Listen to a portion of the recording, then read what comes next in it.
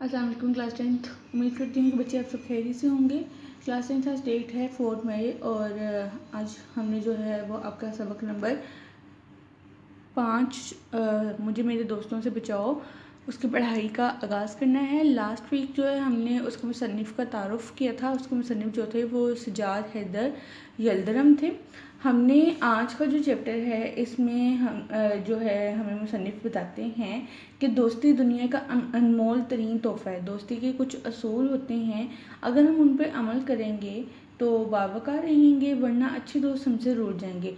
हमें हमेशा जो है वो दोस्तों की मसरूफियत का ख्याल रखना चाहिए। दोस्तों को बेजा और बेवक्त जो है वो तंग नहीं करना चाहिए, बल्कि हमें अपने दोस्तों के लिए आसानियाँ पैदा करनी चाहिए। ऐसा करने से दोस्ती की गाड़ी चलेगी और वरना फिर हमें भी मुसन्निफ़ के बकौल ये कहना पड़ेगा कि मुझे मेरे दोस्तों से बचाओ। अब इसमें बात जो है वो मुसन्निफ़ के कुछ ऐसे दोस्त हैं जो उनको तंग करते हैं, तो हमने जो है उनके मुतालिक पढ़ना है। तो आप अपनी किताब का जो है वो सफ़ा नंबर 48 निकालिए ताकि हम जो है वो बाकायदा सबक का आगाज़ करें। और कोई तलब अबनाए ज़माना से नहीं, अबनाए ज़माना से हमारा यहाँ पे दुनियादार लोग जो यहाँ के मतलबी लोग मुझ पे एहसान जो ना करते तो ये एहसान होता। एहसान यानी कि नेकी। कह रहे हैं कि एक दिन मैं दिल्ली चौक के चांदनी चौक में से गुजरा। मार्क ने इस लाइन को कि मेरी नज़र एक फ़कीर पे पड़ी जो बड़े मौसर तरीके से, मौसर यानी कि पुरअसर तरीके से हालत ज़ार लोगों से बयान कर रहा था। हालत ज़ार उसकी बुरी हालत। 2-3 मिनट के वक्फे के बाद ये दर्द से भरी स्पीच उन्हीं अल्फाज और इसी पेराए में दोहरा दी जाती थी। स्पीच, तकरीर और पेराए से मुराद अंदाज। ये तर्ज कुछ मुझे ऐसा ख़ास मालूम हुआ कि मैं इस शख्स को देखने और इसके अल्फाज सुनने के लिए ठहर गया। तर्ज यानी कि अंदाज। इस फ़कीर का कद लंबा, जिस्म मोटा ताज़ा था और चेहरा एक हद तक खूबसूरत होता, मगर बदमाशी और बेहयाई ने सूरत मस्ख कर दी, यानी कि बिगाड़ दी, ख़राब कर दी। तो ये इसकी शक्ल थी। रही इसकी सदा, तो मैं ऐसा कुसीउल कल्ब नहीं हूँ, कुसीउल कल्ब यानी कि जालिम नहीं हूँ कि सिर्फ इसका मुख्तसर सा खुलासा लिख दूँ। खुलासा जो है वो एक निचोड़ या मुख्तसर सा कहने की छोटा सा पैरा, वो इस काबिल है कि लफ्ज़ ब लफ्ज़ यानी कि एक एक लफ्ज़ लिखी जाए। चनाचा वो स्पीच या सदा जो कुछ कहिए ये थी। ए भाई मुसलमानों, खुदा के लिए मुझ बदनसीब का हाल सुनो। बदनसीब यानी कि बुरी किस्मत वाला। मैं आफत का मारा 7 बच्चों का बाप हूँ। जो लाइंस आपको मार्क हुई नज़र आ रही हैं ब्लॉक में, उनको मार्क कर लें। अब रोटियों का मोहताज हूँ और अपनी मुसीबत एक एक से कहता हूँ। मैं भीख नहीं मांगता, मैं ये चाहता हूँ कि अपने वतन को चला जाऊँ, मगर कोई खुदा का प्यारा मुझे मेरे घर नहीं पहुँचाता। भाई मुसलमानों, मैं गरीबुल वतन हूँ। गरीबुल वतन यानी कि परदेसी। मेरा कोई दोस्त नहीं, हाय मेरा कोई दोस्त नहीं। ए खुदा के बंदो मेरी सुनो, मैं गरीबुल वतन हूँ। फ़कीर तो ये कहता हुआ और जिन पर इस किस्से का असर हुआ इनकी खैरात लेता हुआ आगे बढ़ गया। लेकिन मेरे दिल में चंद ख्यालात पैदा हुए और मैंने अपनी हालत का मुकाबला इससे किया और मुझे खुद ताजुब हुआ। ताजुब यानी कि हैरानी हुआ कि अक्सर अमूर यानी कि काम में मैंने इसको अपने से अच्छा पाया। ये सही है कि मैं काम करता हूँ और वो मुफ्तखोरी से दिन गुजारता है। नेज़ ये कि मैंने तालीम पाई है, वो जाहिल है। मैं अच्छे लिबास में रहता हूँ और वो फटे पुराने कपड़े पहनता है। यहाँ तक कि मैं इससे बेहतर हूँ। आगे बढ़ के उसकी हालत मुझसे बदरजा अच्छी है। बदरजा यानी कि कई ज़्यादा अच्छी। इसकी सेहत पर मुझे रश्क करना चाहिए। मैं दिन रात फ़िक्र में गुजारता हूँ और वो ऐसे में इत्मीनान से बसर करता है कि बावजूद बसोड़ने यानी कि नाराज़गी का इजहार करने और रोने की सूरत बनाने के उसके चेहरे से बशाशत नुमाया थी। बशाशत यानी कि खुशी। बड़ी देर तक गौर करता रहा कि ये इसकी काबिल रश्क हालत किस वजह से है और आखिरकार में इस बज़ाहिर अजीब नतीजे पर पहुंचा कि जिसे वो मुसीबत ख्याल करता है वही इसके हक में नेमत है। वो हसरत से कहता है कि मेरा कोई दोस्त नहीं। मैं हसरत से कहता हूँ कि मेरे इतने दोस्त हैं, इसका कोई दोस्त नहीं। अगर ये सच है तो इसे मुबारकबाद देनी चाहिए। मैं अपने दिल में ये बातें करता हुआ मकान में आया। कैसा खुशकिस्मत आदमी है, कहता है मेरा कोई दोस्त नहीं। ऐ खुशनसीब शख्स, यही तो तू मुझसे बढ़ गया। लेकिन क्या ये इसका कौल सही भी है? यानी क्या असल में इसका कोई दोस्त नहीं जो मेरे दोस्तों की तरह इसे दिन भर में 5 मिनट भी फुर्सत न दे। मैं अपने मकान पर एक मजमून लिखने जा रहा हूँ, मगर खबर नहीं कि मुझे ज़रा सा भी वक्त ऐसा मिलेगा कि मैं तख्लीए में अपने ख्यालात जमा कर सकूँगा। तख्लीए से मुराद यहाँ पे जो है वो तन्हाई आता है, ठीक है। और इन्हें इत्मीनान से कलमबंद कर सकूँगा। कलमबंद यानी कि लिख सकूँगा। या जो स्पीच मुझे कल देनी है इसे सोच सकूँ। क्या ये फ़कीर दिन दहाड़े अपना रुपया ले जा सकता है और इसका कोई दोस्त रास्ते में ना मिलेगा और ये ना कहेगा कि भाईजान देखो पुरानी दोस्ती का वास्ता देता हूँ, मुझे इस वक्त ज़रूरत है, थोड़ा सा रुपया कर्ज दे दो। क्या इसके अहबाब वक्त ब वक्त इसे दावतों और जलसों में खींच कर नहीं ले जाते? क्या कभी ऐसा नहीं हुआ कि इसे नींद के झोंके आ रहे हों मगर यार दोस्तों का मजमा यानी कि हजूम, जो किस्से पे किस्सा और लतीफ़े पे लतीफ़ा कह रहे हैं और उठने का नाम नहीं लेते? क्या इसे दोस्तों के ख़तों का जवाब नहीं देना पड़ता? क्या इसके प्यारे दोस्त की तसनीफ़ की हुई कोई किताब जो इसे ख्वाह पढ़नी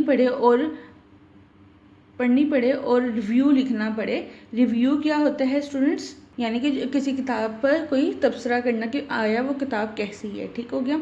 क्या उसे अहबाब की वजह से शोर मचाना और हू हक करना नहीं पड़ता? क्या दोस्तों की हम मुलाकात को इसे जाना नहीं पड़ता? अगर ना जाए तो कोई शिकायत नहीं करता? अगर इन सब बातों से वो आज़ाद है तो कोई ताज्जुब नहीं कि वो हट्टा कट्टा है और मैं नखीफ़ो नज़ार हूँ। नखीफ़ो नज़ार यानी कि कमज़ोर। या अल्लाह, क्या इस पर वो शुक्र अदा नहीं करता? खुदा जाने वो कौन सी नेमत चाहता है। लोग कहेंगे इस शख्स के ऐसे बेहुदा ख्यालात हैं, बगैर दोस्तों की ज़िंदगी दो भर होती है और ये इनसे भागता है। मगर मैं दोस्तों को बुरा नहीं कहता, मैं जानता हूँ वो मुझे खुश करने के लिए मेरे पास आते हैं और मेरे खैर तलब हैं। मगर अमली नतीजा ये है कि अहबाब का इरादा होता है मुझे फ़ायदा पहुँचाने का और हो जाता है मुझे नुकसान, चाहे मुझ पर नफरीन की जाए, नफरीन यानी कि लानत। मगर मैं ये कहे बगैर नहीं रह सकता कि आज तक मेरे सामने कोई ये साबित न कर सका कि अहबाब का एक जमगफी बहुत बड़ा मजमा और शनासाई के दायरे को वसी करने से क्या फ़ायदा है। मैं तो यहाँ तक कहता हूँ कि अगर दुनिया में कुछ काम करना है और बातों ही में उम्र नहीं गुजारनी है तो बाज़ नहायत अजीज़ दोस्तों को छोड़ना पड़ेगा, चाहे इससे मेरे दिल पे कैसा ही सदमा हो। माँ करें इस लाइन को कि मसले मेरे दोस्त अहमद मिर्ज़ा हैं, जिन्हें मैं भरबड़िया दोस्त कहता हूँ। भरबड़िया जो है वो बतूनी के लिए यहाँ पे इस्तेमाल हुआ है। ये नहायत माकूल आदमी है और मेरी उनसे दोस्ती नहायत पुरानी और बेतकल्फ़ी की है, मगर हज़रत की खिलकत यानी कि फितरत में दाखिल है कि 2 मिनट निचला नहीं बैठ सकते। इस लाइन को भी माँ करें, जब आएंगे शोर मचाते हुए, चीज़ों को उलट पलट करते हुए, गर्ज के उनका आना भूचाल के आने से कम नहीं। भूचाल यानी कि ज़लज़ला। जब वो आते हैं तो मैं कहता हूँ कोई आ रहा है, क़यामत नहीं। इनके आने की मुझे दूर से खबर हो जाती है, बावजूद ये कि मेरे लिखने पढ़ने का कमरा छत पर है। अगर मेरा नौकर कहता है कि मियाँ इस वक्त काम में मशगूल हैं तो वो फ़ौरन चीखना शुरू करते हैं और कमबख्त को अपनी सेहत का भी कुछ ख्याल नहीं, नौकर की तरह मुखातिब होकर। खैराती कब से काम कर रहे हैं, बड़ी देर से। तौबा तौबा। अच्छा बस 1 मिनट इनके पास बैठूंगा, मुझे खुद जाना है। छत पे होंगे ना, मैं पहले ही समझता था। ये कहते हुए वो ऊपर आते हैं और दरवाज़ा इस जोर से खोलते हैं कि गोया कोई गोला आके लगा। आज तक उन्होंने दरवाज़ा खटखटाया नहीं और आंधी की तरह दाखिल होते हैं। आहा, आखिर तुम्हें मैंने पकड़ लिया। मगर देखो देखो, मेरी वजह से अपना लिखना बंद मत करो, मैं हर्ज करने नहीं आया। खुदा की पनाह किस कदर लिख डाला है, कहो तबीयत तो अच्छी है। मैं तो सिर्फ ये पूछने आया कि वल्लाह मुझे किस कदर खुशी होती है कि मेरे दोस्तों में एक ऐसा शख्स है जो मजमून निगार के लक़ब से पुकारा जाता है। लो अब जाता हूँ, मैं बैठूंगा नहीं, 1 मिनट नहीं ठहरने का, तुम्हारी खैरियत दरियाफ्त करनी थी, खुदा हाफिज़। ये कह के वो नहायत मोहब्बत से मुसाफा करते हैं और अपने जोश में मेरे हाथ को इस कदर दबा देते हैं कि उंगलियों में दर्द होने लगता है और मैं कलम नहीं पकड़ सकता। ये तो अलहदा रहा, मेरे अपने साथ मेरे कुल ख्यालात भी ले जाते हैं। ख्यालात को जमा करने की कोशिश करता हूँ मगर अब वो कहाँ।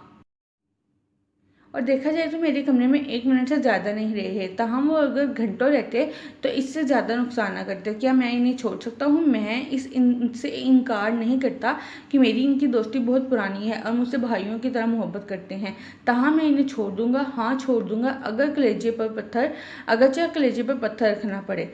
उसके बाद यहाँ पे उनके दूसरे दोस्त का जिक्र आ रहा है, उसको भी मार्क करें और लीजिए। दूसरे दोस्त मोहम्मद तहसीन है, ये बाल बच्चों वाले साहब है और दिन रात इन्हीं की फ़िक्र रहते हैं। जब कभी मिलने आते हैं तो तीसरे पहर के करीब आते हैं और जब मैं काम से फारिग हो चुकता हूँ लेकिन इस कदर थका हुआ होता हूँ कि दिल यही चाहता है कि 1 घंटा आराम कुर्सी पर पड़ा रहूँ। मगर तहसीन आए, इनसे मिलना ज़रूरी है, इनके पास बातें करने के लिए सिवाय अपने बीवी बच्चों की बीमारी के कोई मजबूर नहीं होता। माँ कर इस लाइन को कि मोहम्मद तहसीन की बातों का मरकज़ हमेशा कौन होता है। मैं कितनी ही कोशिश करूँ मगर वो इस मजमून से बाहर नहीं आते। अगर मैं मौसम का जिक्र करता हूँ तो कहते हैं हाँ बड़ा ख़राब मौसम है, मेरे छोटे बच्चे को बुखार आ गया, मंझली लड़की खांसी में मुब्तला है। अगर पॉलिटिक्स या लिटरेचर के मुतल्लिक गुफ्तगू करता हूँ तो तहसीन फ़ौरन माजरा पेश करते हैं कि भाई आजकल घर भर बीमार है, मुझे इतनी फुर्सत कहाँ कि अखबार पढ़ो। अगर किसी आम जलसे में आते हैं तो अपने लड़कों को साथ ज़रूर लिए होते हैं और हर एक से बार बार पूछते हैं कि तबीयत तो नहीं घबराती, प्यास तो मालूम नहीं होती। कभी कभी नब्ज़ देख लेते हैं और हाँ और वहाँ भी किसी से मिलते हैं तो घर की बीमारी का जिक्र करते हैं। तो यहाँ तक आप जो है वो मार्क के स्टूडेंट्स, हमने उनके अभी तक 2 दोस्तों का जिक्र पढ़ा।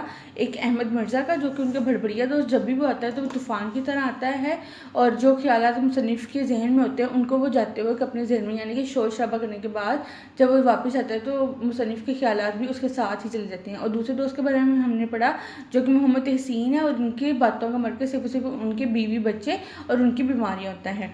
फर्दर हम जो है इसकी कल रीडिंग स्टार्ट करेंगे पेज नंबर 51 से ही। अभी आपने यहाँ तक मार्क कर लेना जहाँ तक हमने पढ़ा है और पीछे इन मीनिंग्स को अच्छे से जो है वो याद कर लेना है।